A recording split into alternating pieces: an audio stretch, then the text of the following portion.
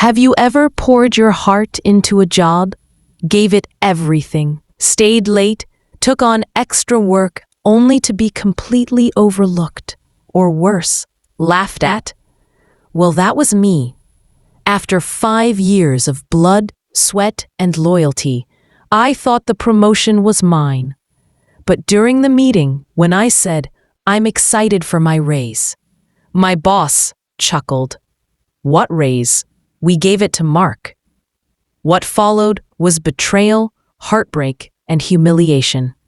But that day, that moment, changed my life forever, because I didn't just walk out of that room. I walked into the greatest chapter of my life. This is the story of how I turned rejection into revenge, not through anger, but through ambition. How I built something so powerful, it forced the very people who doubted me to come knocking, asking for help. So grab a drink, settle in, and listen closely. Because if you've ever been overlooked, this story is for you. Let me take you back 5 years. Fresh out of college, full of energy, dreams, and drive. I landed a job at a mid-sized tech firm. I wasn't the smartest in the room, but I outworked everyone. Late nights, that was me. Solving problems others gave up on, also me. Helping teammates without asking for credit, always me. Every year, I got glowing reviews, reliable, innovative, team player. So when the promotion cycle came around, I was told, "This is your year." I was ready. I had sacrificed so much until that fateful meeting. I sat across from my boss, smiling. "I'm excited for the raise and promotion. I've worked so hard for this." He chuckled.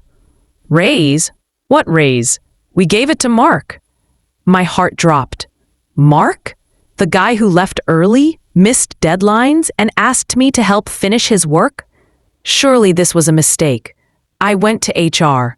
They told me, "You were never on the promotion list." How? Why? And then came the final punch.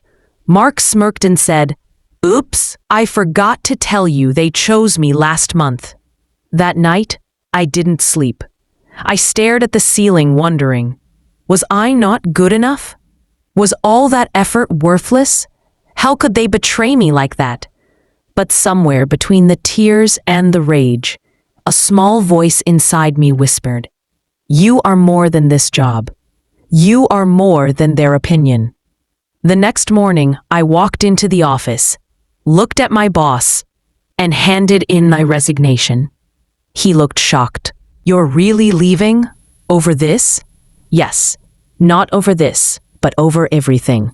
Over every late night, over every ignored idea, over every time I put the company first, and they put me last." Leaving was scary. I had no plan, no investors, barely any savings. But I had something they didn't: fire. I started freelancing, built a website, reached out to old contacts. I offered real value, real results. Slowly, the calls started coming, then referrals, then contracts. Within a year, I had a team of 5. By the second year, I had 20. We weren't just another agency. We were innovative, agile, human. We listened to clients. We solved problems before they became problems. And guess what? Clients started leaving my old company to work with me. Then it happened. My phone rang. It was him, my old boss. "Hey, I heard about your agency. We're struggling with a few things.